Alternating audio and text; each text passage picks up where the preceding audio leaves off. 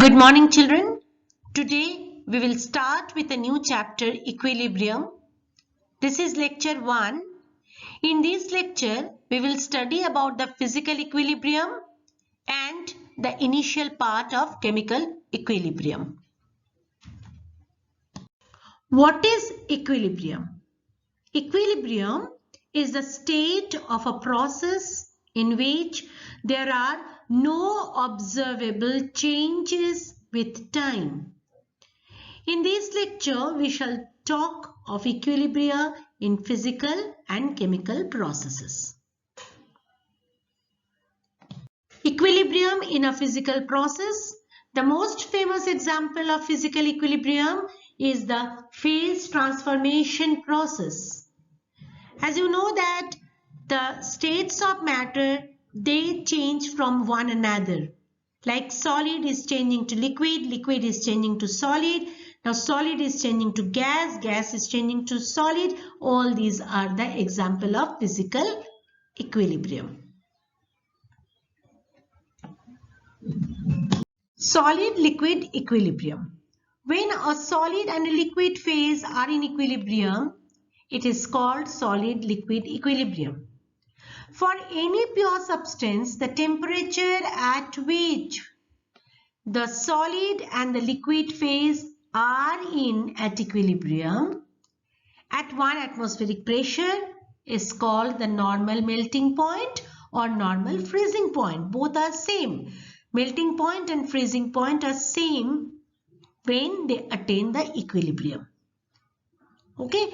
Now see, ice is changing to water. Water is also changing to ice at 273 Kelvin and 1 atmosphere. That means both the things are at equilibrium.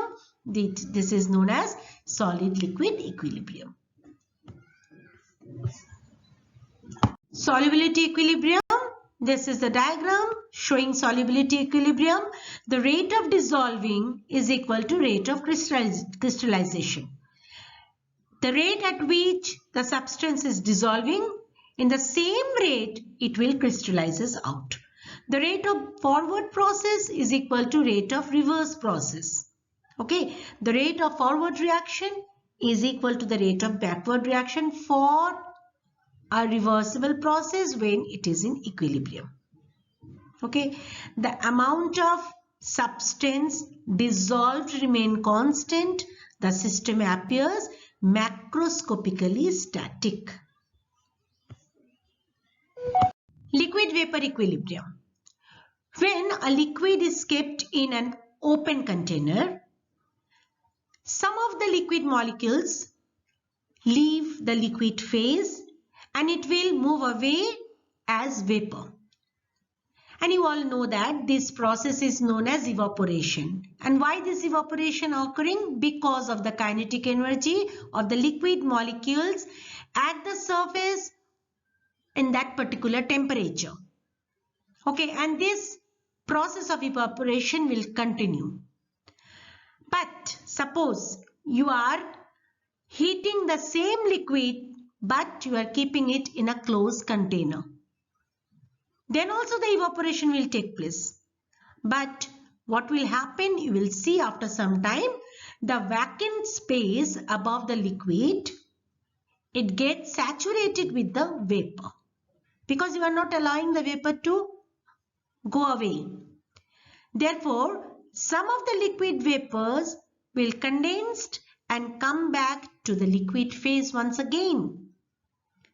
This process, you know that this process is known as condensation. So when the rate of evaporation and the rate of condensation become equal, the system is said to be at liquid vapor equilibrium. For getting the liquid vapor equilibrium, you have to take a closed container. You have to heat the liquid in a closed container. You are not allowing the vapor to go away. Clear? As you know that some solids are there which when heated they undergo sublimation.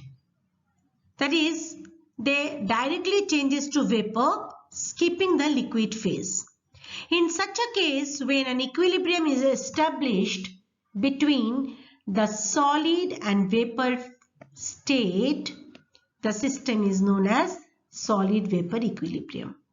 For example, iodine solid, if you will heat it, you will get iodine vapor, and if you will cool iodine vapor, again you will get iodine solid. Similarly, NH4Cl, camphor, all these are showing solid vapor equilibrium. General characteristics of equilibria involving physical processes. The first one, the equilibrium is attained only in a closed system. Number two, the equilibrium is always dynamic, means the forward and the backward process occur simultaneously and at the same rate. Number three, at equilibrium, measurable properties such as concentration of the two phases remain constant.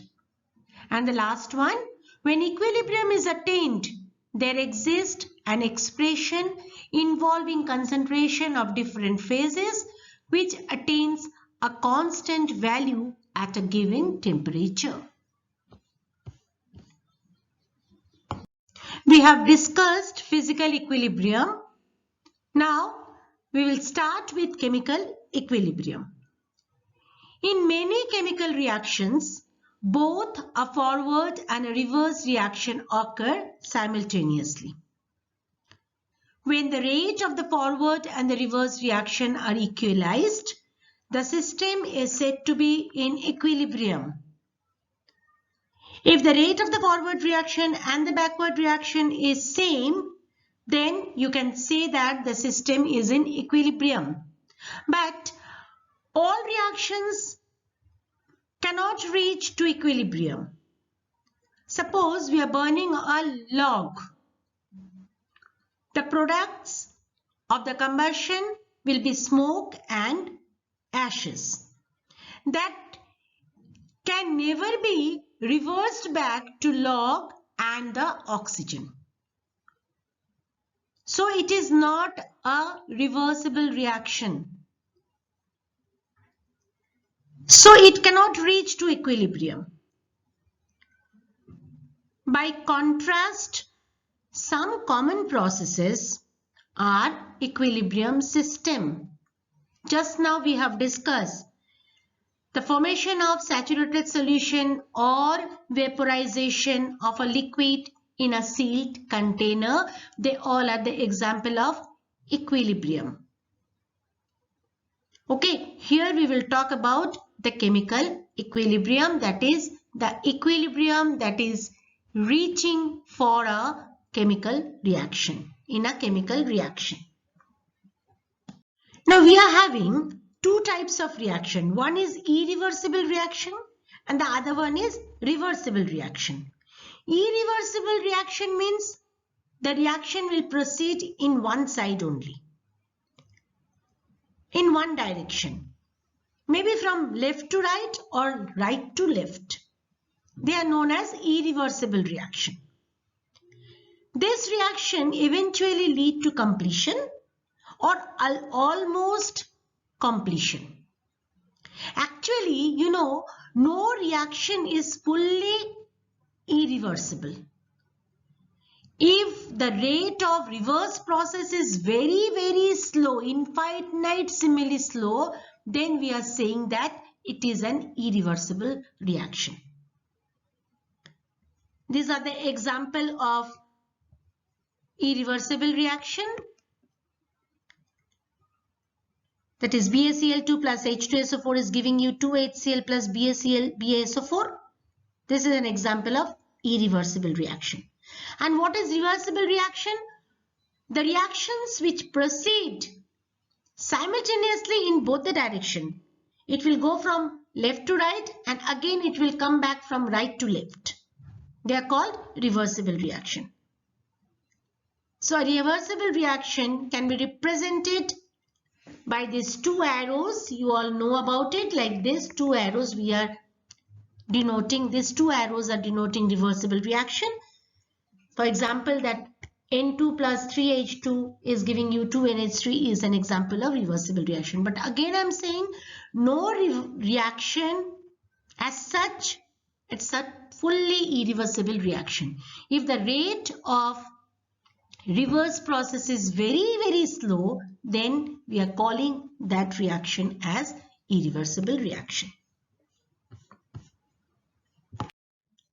Here we will talk about chemical equilibrium and its dynamic nature. Attainment of chemical equilibrium.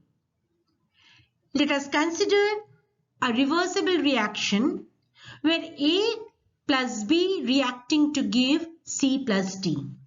When the reaction is proceeding in the forward direction, that is from left to right, in that case A reacts with B is giving the product C and D. So what will happen?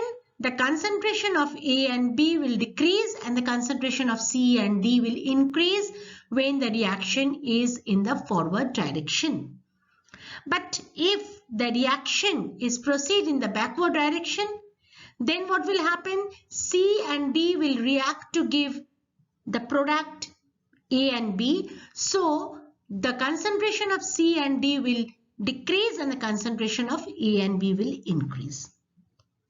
When the rate of a forward reaction is equal to the rate of backward reaction, the reaction as a whole is said to be attained equilibrium. Okay, just see here this graph. This is the rate of reaction is taken in the y-axis and the time is taken in the x-axis. Now the first one, this one is the rate of the forward reaction and this is the rate of the backward reaction, and after certain time they reach the state of equilibrium. It is for a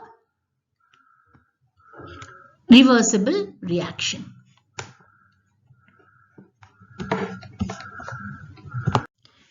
Chemical reaction is dynamic in nature. At equilibrium, the reaction does not stop, but the amount of C and D formed by the collision of A and B by the forward reaction gets back to A and B through the backward reaction. The dynamic nature of chemical equilibrium may be understood by this figure. See here, A plus B is giving you C plus D. It's a reversible reaction. Now A and B, they are coming close to each other. When it is moving to the forward reaction, we are getting C and D. Just the reverse, when it is moving to the backward reaction, C and D, they are reaching to each other. They are just reacting with each other and forming A and B. Characteristics of chemical equilibrium. The first one is constancy of observable properties. All the observable properties of the system, they acquire a constant value at equilibrium. That means they do not change with time. What are these properties? These properties include concentration, temperature, pressure, specific rotation, etc. And the second one is attainment of equilibrium from either side. The state of equilibrium may be attained from either side. That means from forward or backward reaction. Let us consider the following reaction, that is H2 and I2. When they are reacting, it is giving you 2HI. It is a reversible reaction. That means this reaction is moving in the forward and the backward reaction as well. Suppose two identical flasks A and B are taken, and in flask A we have taken 1 mole of H2 and 1 mole of I2. That means these two will react and it will form HI. And in flask B, 2 moles of HI are taken. So it will dissociate into H2 and I2. But if both the flasks are kept under same reaction conditions, after attainment of the equilibrium, both the flasks will contain the same amount of H2, I2 and HI. Okay. Now with this, lecture 1 is completed. In the next lecture, we will start with law of mass action.